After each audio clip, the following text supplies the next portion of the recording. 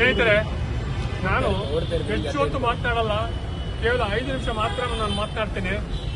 ಇವತ್ತಿನ ಒಂದು ಪ್ರತಿಭಟನಾ ಸಭೆಗೆ ಆಗಮಿಸಿರ್ತಕ್ಕಂಥ ಬೆಂಗಳೂರು ನಗರ ಮತ್ತು ಹೊರವಲಯದ ಎಲ್ಲ EPS ನಿವೃತ್ತರಿಗೆ ನಾನು ಸ್ವಾಗತ ಬಯಸ್ತಾ ನನ್ನ 2 ಮಾತುಗಳನ್ನು ಪ್ರಾರಂಭ ಮಾಡ್ತಾ ಇದ್ದೀನಿ. ಸ್ನೇಹಿತರೆ, ಏನು ಇವತ್ತು ನಿಧಿ ಆಪ್ಕೆ ನಿಕಟ್ ಕಾರ್ಯಕ್ರಮಕ್ಕೆ ನಮ್ಮ ಸಂಘದ ಪದಾಧಿಕಾರಿಗಳಾದ ಶ್ರೀ ಶಂಕರ್ ಕುಮಾರ್, ಶ್ರೀ ರುಕ್ಮೇಶ್, ಶ್ರೀ ರಂಗನಾಥ್, ಶ್ರೀ ನಾಗರಾಜ್, ಶ್ರೀ ಕೃಷ್ಣಮೂರ್ತಿ, ಶ್ರೀ ಮನೋಹರ್ ಹಾಗೂ ಚಿಕ್ಕಬಳ್ಳಾಪುರ KSRTC ಟ್ರಸ್ಟ್ನ ಅಧ್ಯಕ್ಷರಾದ ಶ್ರೀ ಬ್ರಹ್ಮಚಾರಿ ಅವರು ಹಾಗೂ ಅದರ ಪದಾಧಿಕಾರಿಗಳು ಮತ್ತು ಕಾರ್ಯಕರ್ತರು ಮತ್ತು ಬೆಂಗಳೂರಿನ ಎಲ್ಲ EPS ನಿವೃತ್ತರು ಕೂಡ ಇವತ್ತಿನ ಒಂದು ಪ್ರತಿಭಟನಾ ಸಭೆಗೆ ಆಗಮಿಸಿದ್ದಾರೆ. ಇದರ ಜೊತೆಗೆ ಸಾಮಾಜಿಕ ಕಳಕಳಿ ಸಾಮಾಜಿಕ ಕಾರ್ಯಕರ್ತರಾದ ಶ್ರೀ ಚಂದ್ರೇಗೌಡರು ಬಂದಿದ್ದಾರೆ. ಪ್ರತಿಯೊಂದು ಸಭೆಗೂ ಶ್ರೀ ಚಂದ್ರೇಗೌಡರು ಬಂದು ಇಲ್ಲಿ ನಮಗೆ ಏನು ಒಂದು ಅವಶ್ಯಕ ಒಂದು ಮಾಹಿತಿನ ನೀಡ್ತಾ ಇದ್ದಾರೆ. ಅವರಿಗೂ ಕೂಡ ನಾನು ಸ್ವಾಗತ ಬಯಸ್ತಾ ನನ್ನ 2 ಮಾತುಗಳನ್ನು ಪ್ರಾರಂಭ ಮಾಡ್ತಾ ಇದ್ದೀನಿ. ಸ್ನೇಹಿತರೆ, ಮುಖ್ಯವಾಗಿ ಇವತ್ತು ನಿಧಿ ಆಪ್ಕೆ ನಿಕಟ್ ಕಾರ್ಯಕ್ರಮದಲ್ಲಿ ಅಂಶಗಳು ಏನು ಅಂತ ಅಂದ್ರೆ, ನಿನ್ನೆ ನವೆಂಬರ್ 26ನೇ ತಾರೀಕು ಭಾರತದಾದ್ಯಂತ ಸಂವಿಧಾನ ದಿನಾಚರಣೆಯನ್ನು ಆಚರಿಸಿದ್ದು ನಾವು ನಮಗೆಲ್ಲ ಗೊತ್ತಿದೆ. ಇಡೀ ದೇಶದಲ್ಲಿ ರಾಷ್ಟ್ರಪತಿ, ಪ್ರಧಾನಮಂತ್ರಿ, ಕ್ಯಾಬಿನೆಟ್ ಮಿನಿಸ್ಟರ್ ಹಿಡಿದು ರಾಜ್ಯಗಳ ಎಲ್ಲ ಸಚಿವರು ಮತ್ತೆ MLAಗಳು ಹಾಗೂ ಶಾಲಾ ಕಾಲೇಜುಗಳಲ್ಲಿ ಸಂಘ ಸಂಸ್ಥೆಗಳಲ್ಲಿ ಒಂದು ಅಂಬೇಡ್ಕರ್ ಅವರ ದಿನಾಚರಣೆಯನ್ನು ಸಂವಿಧಾನ ದಿನಾಚರಣೆಯನ್ನು ನಾವು ಆಚರಿಸಿದ್ದು. ಈ ಒಂದು ಸಂವಿಧಾನ ದಿನಾಚರಣೆಯ ಮಹತ್ವದ ಬಗ್ಗೆ ಎಲ್ಲ ಮುಖಂಡರು ತುಂಬಾ ಚೆನ್ನಾಗಿ ಮಾತನಾಡಿದರು. ಸಂವಿಧಾನದಲ್ಲಿ ಅಡಕಾಗಿರ್ತಕ್ಕಂಥ ಅಂಶಗಳ ಬಗ್ಗೆ ನಮಗೆ ಎಲ್ಲ ತಿಳಿಸಿದ್ರು. ಇವತ್ತಿನ ಎಲ್ಲ ಪತ್ರಿಕೆಗಳಲ್ಲಿ ಅದು ಬಂದಿದೆ, ತಾವು ಓದಬಹುದು. ಸಂವಿಧಾನ ಶಿಲ್ಪಿ ಬಾಬಾ ಸಾಹೇಬ್ ಅಂಬೇಡ್ಕರ್ ಅವರು ಅವತ್ತು ನವೆಂಬರ್ 26ನೇ ತಾರೀಕು 1949ನೇ ಇಸ್ವಿನಲ್ಲಿ ಸಂವಿಧಾನನ ರಚನೆ ಮಾಡಿದ್ದ ದಿವಸ ಅದು.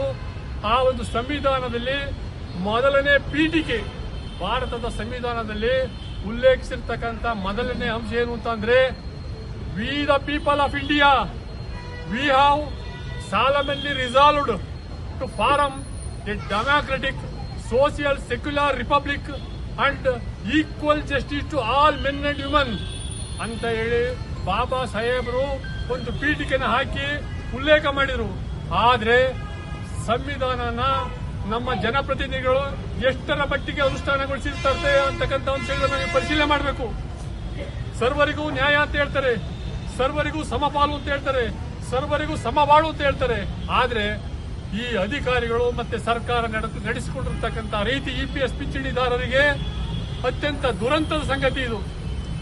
ಸ್ವಾಮಿ, ಏನು ಸಂವಿಧಾನದಲ್ಲಿ ಅಡಕ ಇರತಕ್ಕಂಥ ಮೂಲಭೂತ ಅಂಶಗಳು ಏನು ಅಂತ ಅಂದ್ರೆ, ಎಲ್ಲರಿಗೂ ನ್ಯಾಯ ಸಿಗಬೇಕು, ಎಲ್ಲರಿಗೂ ಒಂದು ಬದುಕಲಿಕ್ಕೆ ಅವಕಾಶ ಕೊಡಬೇಕು ಅಂತ ಹೇಳಿ ಬಾಬಾ ಸಾಹೇಬ್ ಅಂಬೇಡ್ಕರ್ ಅವರು ಮೂಲಭೂತ ನಮ್ಮ ಒಂದು ಫಂಡಮೆಂಟಲ್ ರೈಟ್ಸ್ ನಲ್ಲಿ ಉಲ್ಲೇಖ ಮಾಡಿದ್ದಾರೆ. ಆದ್ರೆ ಇವತ್ತಿನ ದಿವಸ ಆಗಿರ್ತಕ್ಕಂಥ EPS ಪಿಂಚಣಿದಾರರಿಗೆ ಅನ್ಯಾಯ ಆಗಿರೋದು ನಿಮಗೆ ಕಾಣ್ತಾ ಇಲ್ವಾ? ನಮಗೆ ನ್ಯಾಯಯುತವಾದ ಪಿಂಚಣಿ ನೀಡಿದ್ದೀರಾ ನೀವು. ಭಾರತದ ಸತ್ಪ್ರಜೆಗಳಾಗಿ ನಾವು ಸಂಘ ಸಂಸ್ಥೆಗಳಲ್ಲಿ ಸೇವೆ ಸಲ್ಲಿಸಿ ನಿವೃತ್ತರಾಗಿದ್ದೀವಿ. ಆದ್ರೆ ಈ ನಿವೃತ್ತಿ ಬದುಕು ಯಾವ ರೀತಿ ಇದೆ ಅಂತಕ್ಕಂಥದನ್ನ ನಾವು ಹಲವಾರು ಪ್ರತಿಭಟನೆಗಳು, ಹಲವಾರು ಮನವಿ ಪತ್ರಗಳು ಮತ್ತು ಹಲವಾರು ನಮ್ಮ ಒಂದು ಮಾತಿನ ಮುಖಾಂತರ ನಾವು ನಿಮಗೆ ತಿಳಿಸಿದ್ದೇವೆ. ಆದರೂ ಸಹ ನೀವು ಇವತ್ತಿನವರೆಗೂ ಕಿವಿ ಕೊಡದೇ ಇರೋದು ಅತ್ಯಂತ ದುರಂತದ ಸಂಗತಿ ಅಂತಕ್ಕಂಥ ಮಾತನ್ನು ನಾನು ಹೇಳ್ತೀನಿ. ಸ್ನೇಹಿತರೆ, ಏನು ಈ ಒಂದು ನಿಧಿ ಆಪ್ಕೆ ನಿಕಟ್ ಕಾರ್ಯಕ್ರಮ ದಿವಸ ನಾವು ಈ ಒಂದು ಮನವಿ ಪತ್ರನ ಸಿದ್ಧಪಡಿಸಿದ್ದೇವೆ. ಮಾನ್ಯ ಮನ್ಸುಖ್ ಮಾಂಡವೀಯ ಹಾಗೂ ಶೋಭಾ ಕರಂದಾಜೆ ಅವರಿಗೆ ಉಲ್ಲೇಖಿಸಿರ್ತಕ್ಕಂಥ 6 ಪುಟಗಳ ಮನವಿ ಪತ್ರ ನಿಮಗೆ ಕಳಿಸ್ಕೊಡ್ತೀನಿ. ದಯವಿಟ್ಟು ತಾವೆಲ್ಲ ಓದಬೇಕು. ಅಧಿಕಾರಿಗಳಿಗೆ ನಾನು ಇವತ್ತು ಮನವರಿಕೆ ಮಾಡಿಕೊಡ್ತೀನಿ. ಪಾರ್ಲಿಮೆಂಟ್ ಅಧಿವೇಶನ ಡಿಸೆಂಬರ್ 1ನೇ ತಾರೀಕಿಂದ ಪ್ರಾರಂಭ ಆಗ್ತಾ ಇದೆ. ಡಿಸೆಂಬರ್ 1ನೇ ತಾರೀಕು ಪ್ರಾರಂಭ ಆಗ್ತಕ್ಕಂಥ ಪಾರ್ಲಿಮೆಂಟ್ ಅಧಿವೇಶನದಲ್ಲಿ ನಮ್ಮ ಬೇಡಿಕೆಗಳು ಏನಿದೆ ಅವರು ಈಡೇರಿಸಲೇಬೇಕು.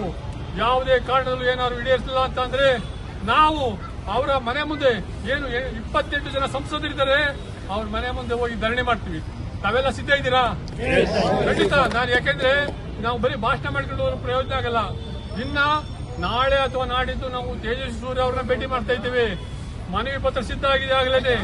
ತೇಜಸ್ವಿ ಸೂರ್ಯ ಅವರಿಗೆ ಈ ಸಲ ತಾವು ಪಾರ್ಲಿಮೆಂಟ್ ಅಲ್ಲಿ ಬಾಯ್ ಬಿಟ್ಟಿಲ್ಲ ಅಂತಂದ್ರೆ ನಿಮ್ಮ ಆಫೀಸಿಗೆ ಬಂದು ದಿಗ್ಬಂಧನ ಆಗ್ತೀವಿ ಅಂತಕ್ಕಂಥ ಮಾತನ್ನು ಹೇಳ್ತೀನಿ ನಾನು. ಯಾವುದೇ ಕಾರಣದಲ್ಲಿ ನಾವು ಹೆದರಬೇಕಾಗಿಲ್ಲ ಸ್ನೇಹಿತರೆ.